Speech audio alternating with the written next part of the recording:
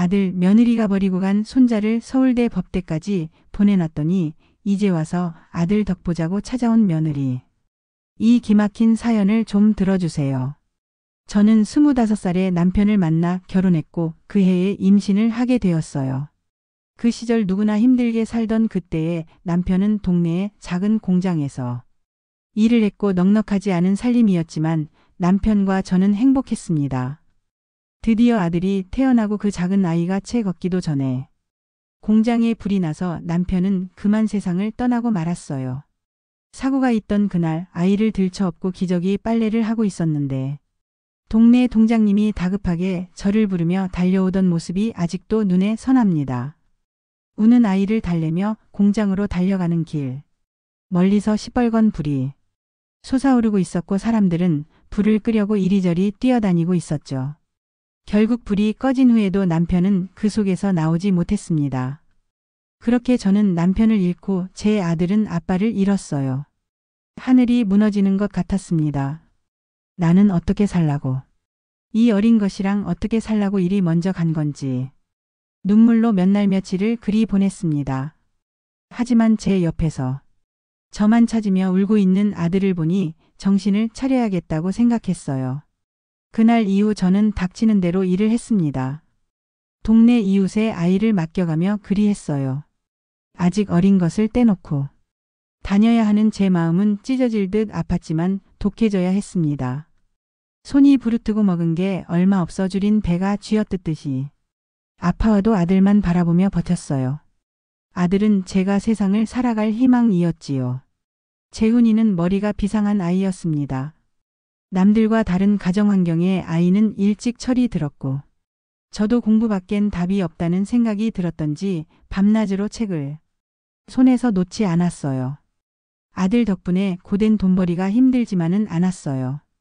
시간은 흘러 드디어 아들은 고3이 되었습니다. 서울대에 입학하기 위해 밤낮으로 애쓰고 있었지요. 장학생이 되면 학비도 지원받을 수 있다며 잠자는 시간이고 밥 먹는 시간까지 줄여가며 공부를 했습니다.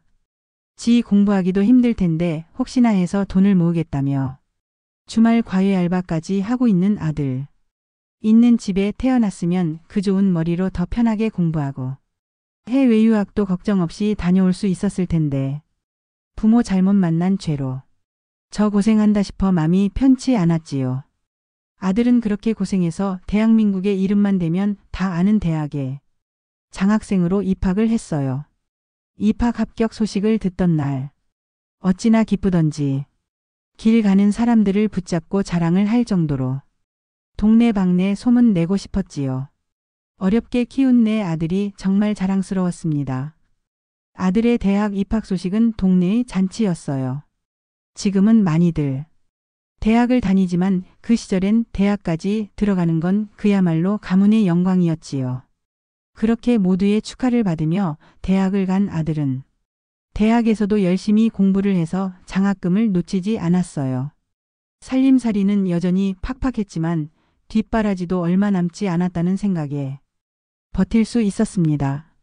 아들이 2학년이 되었을 때 여자친구가 생겼다며 저에게 처자 하나를 인사시켰어요. 같은 학교 후배라면서 인사시킨 그 아이는 차분하고 똑똑하게 생겼었지요. 아들과 참 잘 어울렸어요. 지방에서 올라와 친구와 자취를 한다는 그 아이는 저희 집에 자주 놀러 왔어요. 그러던 어느 날 아들이 저한테 할 말이 있다고 했습니다.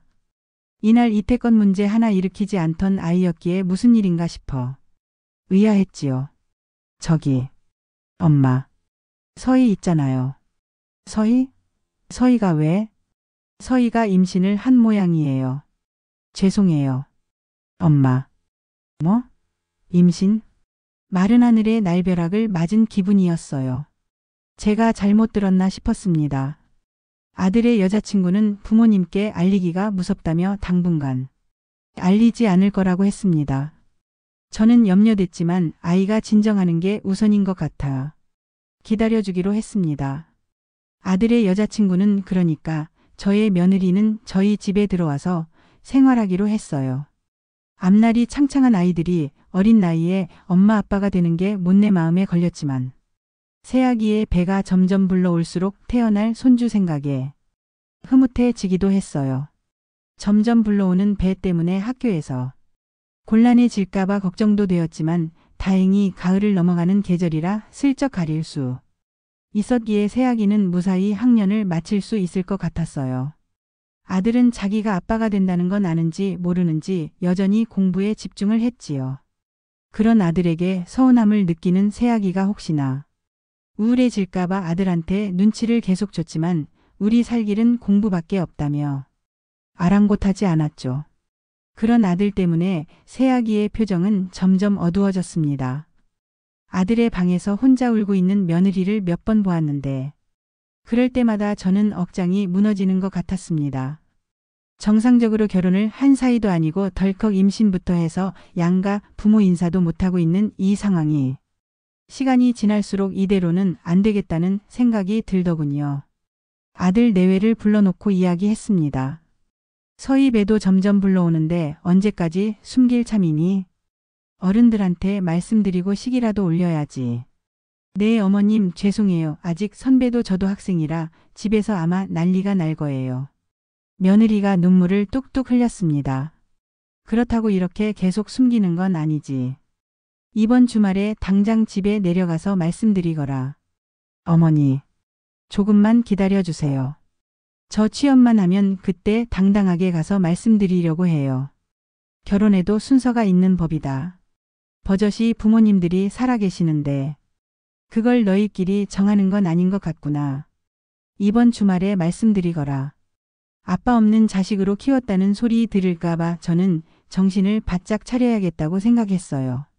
그렇게 아들 내외는 그 주 주말 며느리 집으로 인사를 갔습니다. 엄했던 며느리 집에서는 한바탕 난리가 났고 그러나 벌써 임신 5개월이나 된 아이들은 믿어달라고 결혼해서 잘 살겠다고 했나 보더라고요. 거의 쫓겨나다시피 다시 저희 집으로 온 아들 내외는 힘이 없었고 며느리는 얼마나 울었는지 얼굴이 퉁퉁 부어 있었습니다. 그날 저녁 며느리는 배에 통증을 느끼며 응급실로 갔고 다행히 산모와 아이는 무사했지만 극심한 스트레스로 며느리는 많이 힘들어했어요. 하루에도 수천 번씩 아들 내외를 생각하면 속에서 천불이 났지만 저는 뱃속의 아이를 생각해서 할 말을 꾹꾹 눌러 담을 수밖에 없었습니다. 며느리 집 쪽에서는 결혼을 완강히 반대했고 딸이 임신을 했음에도 불구하고 인연을 끊는다며 다시는 집에 찾아오지 말라고 했다더군요. 어머니, 저희 둘이 아이 낳고 잘 살 거예요. 저 이제 취업만 하면 모든 것이 괜찮아질 거예요. 어머니 조금만 더 믿고 기다려주세요. 어려서부터 큰 사고 없이 공부만 하고 잘 컸던 아들이 처가집에서 이런 대접을 받으니 저는 너무 속이 상했고 남편이 있었으면 이런 상황이 안 생겼을까 싶고 자책감마저 들더군요. 그래 재훈아. 너는 이제 가장이다. 애미는 걱정 말고. 처자식 너가 책임져야 하니 정신 똑바로 차리거라. 서희도 잘 보살펴주고. 요즘 들어 애가 영 먹는 것도 시원찮고. 네 엄마. 죄송해요. 그렇게 아들 내외는 반대하는 결혼을 했습니다. 식도 모졸리고 혼인신고만 하고 그렇게 살았어요. 드디어 막달이 되고 추운 겨울날 밤에 무사히 손주가 태어났습니다. 아들을 쏙 빼닮은 모습이 어찌나 사랑스럽던지 가슴이 벅차올라서 눈물이 났습니다. 아들이 태어났던 날도 생각이 나고 먼저 간 남편 생각도 났습니다. 그날은 무심한 아들도 느낀 게 있었던 모양인지 우리 세 식구 아니 네 식구는 서로를 보며 웃다가 울다가 했습니다. 더욱 단단해지는 가족이 되는 것 같았지요. 아이가 집에 있으니 집 분위기가 많이 달라졌습니다.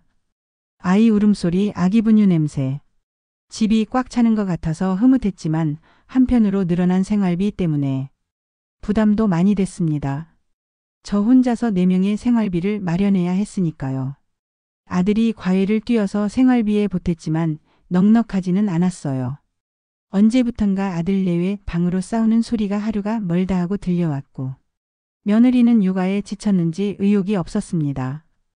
아들은 취업 준비에 과외로 매일 새벽에 들어왔고 저도 일을 했기에 며느리 혼자 독박 육아를 했는데 아마도 그것이 감당하기 어려웠나 봅니다. 어린 나이에 집에서 환영받지도 못한 결혼을 하고 정신을 차려보니 한 아이의 엄마가 되어 있는 자기 자신에게 많이 실망했겠죠. 그러던 어느 날 새벽 5시쯤이었던가요. 아들이 제 방으로 들어와서는 엄마, 서희가 없어졌어요. 뭐라고? 그게 무슨 말이냐? 서희가 없어지다니. 아들은 잠을 못 자서 충혈된 눈으로 저에게 쪽지 하나를 건넸습니다. 마이너스 선배, 나 이렇게는 못 살겠어. 내 인생 되찾고 싶어. 나 찾지 마. 마이너스. 며느리는 쪽지 한 장과 이혼 서류만 남겨놓고 감쪽같이 사라졌습니다. 아직 젖도 못된 핏덩어리 아이를 버려두고요. 지금도 그때를 생각하면 눈물이 납니다.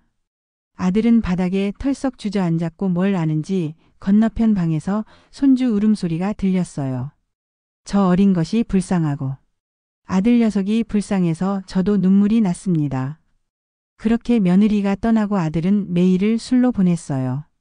저는 손주 녀석을 키우기 위해 하던 일을 그만둘 수밖에 없었죠. 하루하루가 곤욕이었습니다.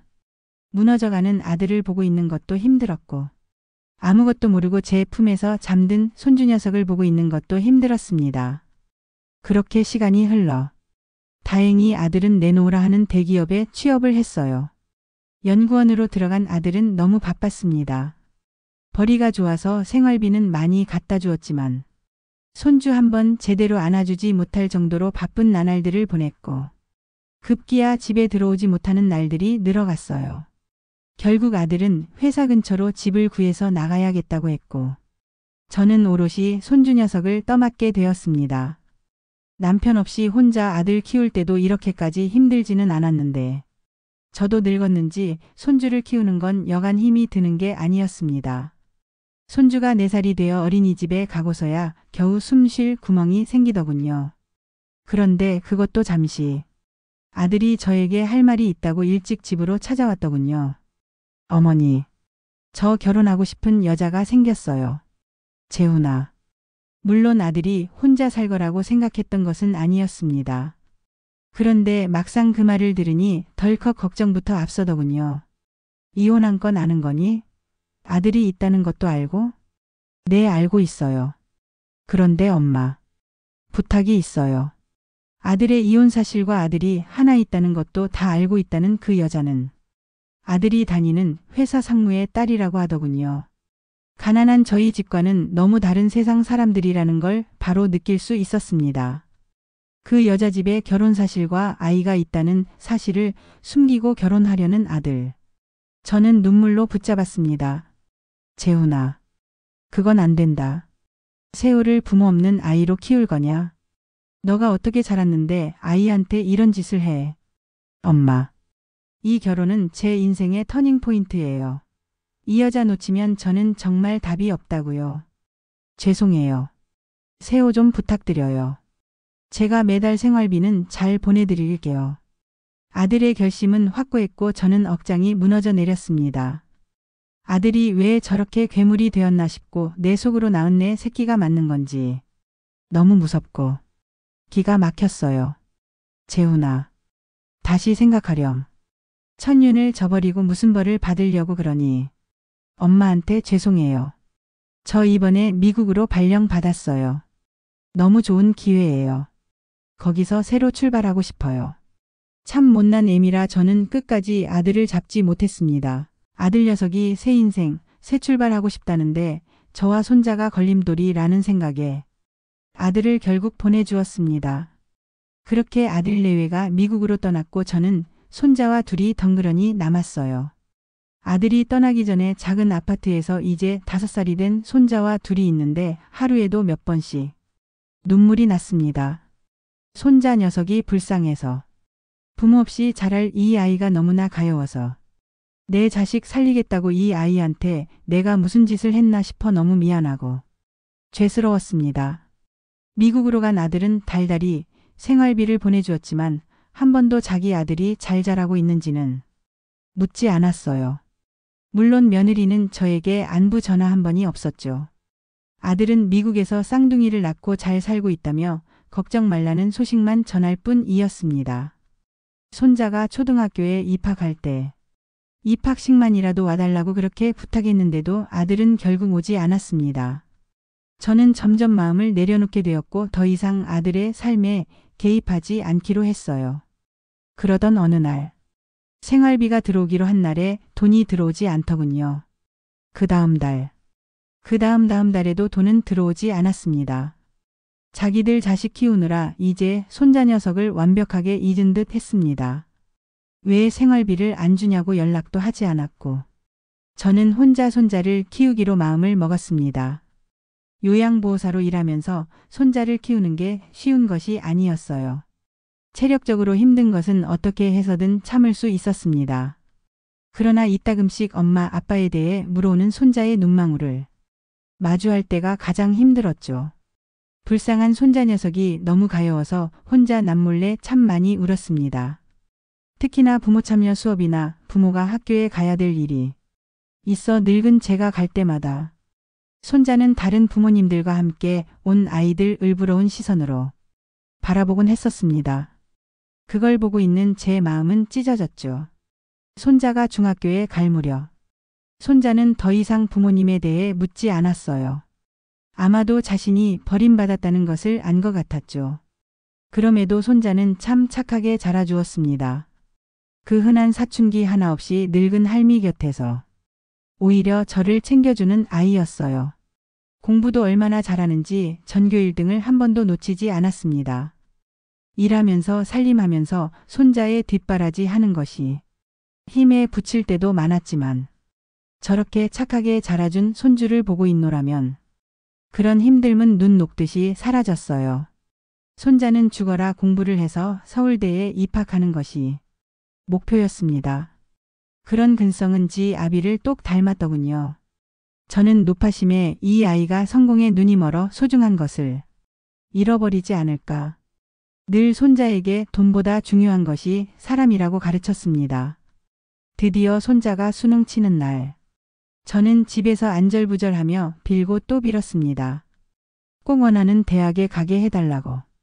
손자는 서울대 법학과에 떡하니 합격을 했고 합격 소식을 들은 그날 손자는 저를 업고는 덩실덩실 뛰어다녔어요. 저도 얼마나 기쁘던지 정말 밥 안 먹어도 배부르다는 말을 실감했죠. 손자는 대학 생활 내내 전면 장학금을 받고 졸업을 했고 변호사가 되어 대형 로펌에 취직을 했습니다. 그리고 아주 우연한 기회에 방송에 출연하게 되었는데 그 한 번으로 유명해져서 손자를 찾는 고객들이 물 밀듯이 몰려왔어요. 키 크고 잘생긴 제 손자는 방송 한 번으로 업계에서 굉장히 유명해졌다고 하더군요. 아파트 주민들도 엘리베이터에서 아들을 알아보기도 했고 저에게 손자 잘 키웠다며 칭찬 일색이었습니다. 그만큼 손자 녀석이 실력도 있었기에 가능한 일이었겠죠. 손자가 바빠져서 얼굴을 못 보는 날도 있었지만 손자는 하루도 빠짐없이 저에게 전화를 걸어 안부를 물었습니다. 일도 그만두게 해서 저는 동네에 친구들을 사귀어 노래교실과 탁구를 치러 다녔지요. 얼마 만에 느껴본 여유인지 모르겠더군요. 손자 녀석을 다 키워놓고 보니 그제서야 쭈그레진 제 얼굴과 손이 보였습니다. 손자는 그런 제가 늘 안타까운지 뭐라도 하나 더 해주고 싶어 안달이었죠. 로펌에서 승률 높은 1등 변호사가 된 손자는 강남의 빌딩을 살 정도로 돈을 많이 벌었습니다. 저는 이대로 손자 걱정 없이 눈 감겠다 싶은 마음이 들었어요. 그러던 어느 날 모르는 번호로 한 통의 전화가 왔습니다. 엄마 저예요. 재훈이. 순간 숨이 헉하고 막히더군요. 재훈이? 아이고 이 녀석아. 이게 얼마만인 거야. 어미 자식 다 버리고 간 놈이 뭐가 예쁘다고 그래도 25년 만에 걸려온 아들의 전화에 저는 반가움에 눈물을 흘렸습니다. 저 한국 왔어요. 어머니 뵈러 갈게요. 뭐라고? 갑자기. 무슨 일이니? 가서 말씀드릴게요. 집사람 같이 가요. 이틀 뒤 아들 내외가 제가 살고 있는 집으로 왔습니다. 둘은 그냥 보기에도 지난 세월 많은 풍파가 있었음을 알 수 있었어요. 얼굴에 살이 쏙 빠져서는 행색이 말이 아니었습니다. 알고 보니 아들은 장인어른 도움을 받아 미국에서 개인 사업을 벌리다 쫄딱 망했다고 하더군요. 있는 돈 없는 돈 다 끌어다가 겨우 빚갈이 하고 한국으로 들어왔다고 했습니다. 그리고 이혼한 사실과 아이가 있다는 사실을 처가댁에서 다 알게 되면서 사기 결혼으로 고소당하기 싫으면 두 번 다시 찾아오지 말라고. 처가댁에는 손도 못 벌리고 그대로 쫓겨났다고 합니다. 딸이랑도 인연 끊는다고 부모 속이고 결혼한 죄라고 받아주지 않았다고 하네요. 쌍둥이 두 아이만 장인이 받아주어서 그 집에서 살고 있다고 합니다. 그 이야기를 듣는데 갔으면 좀 잘 살지 싶어 속이 상하면서도 이제 와서 나를 찾아온 이유가 괘씸하기도 하더군요. 어머니 세호는 잘 있죠? 세호? 네가 무슨 낯짝으로 그 아이를 찾는 게냐? 죄송해요. 그래도 제가 아빠인데 이제라도 만나야죠. 행여나 그런 생각 말거라. 자랄 때도 엄마 아빠 한번 안 찾고 자란 애야. 네가 그 아이한테 어떻게 했는데 이제 와서 아이를 찾겠다는 거니? 어머니. 그때는 그럴 수밖에 없었다는 거 어머니께서 더 잘 아시잖아요. 어떤 상황에라도 자식 버리고 가는 상황이란 건 없어. 넌 부모 자격 없다. 세호가 어떻게 컸는데. 저는 억울함과 손자에 대한 미안함에 눈물이 왈칵 쏟아졌습니다. 어머니. 사실 저희 지금 완전 빈털털이에요.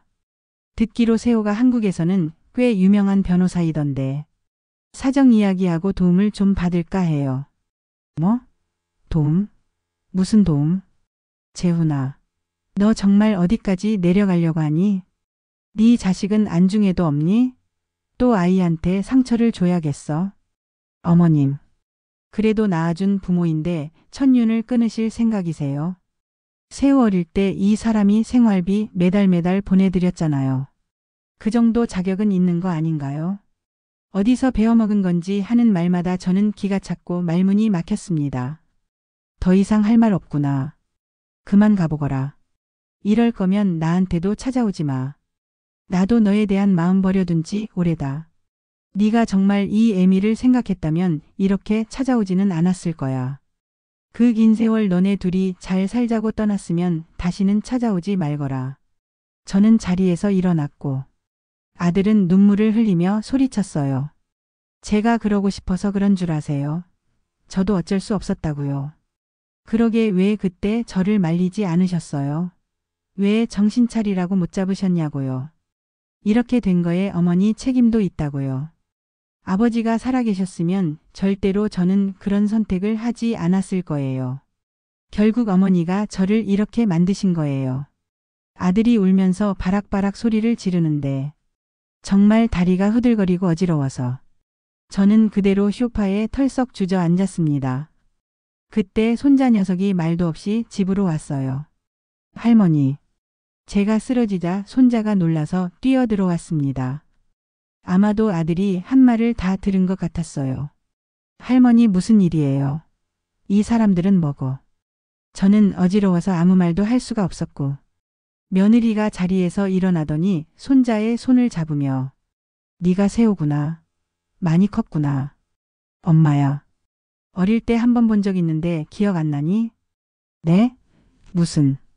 손자가 갑작스런 상황에 당황해하자 아들이 자초지종을 설명했습니다. 아무 말 없이 듣고 있던 손자는 저한테 가족은 할머니밖에 없어요. 뭘 기대하고 여길 찾아오셨는지 잘 알겠지만 저는 두 분을 부모님이라고 생각해 본 적이 단 한 번도 없습니다. 두 번 다시 얼굴 볼 일이 없었으면 좋겠네요. 손자의 단호한 태도에 둘은 당황해서 어쩔 줄을 몰라 했습니다. 너. 아빠한테 말버릇이 그게 뭐니? 어디서 그렇게 배웠어? 며느리가 언성을 높였고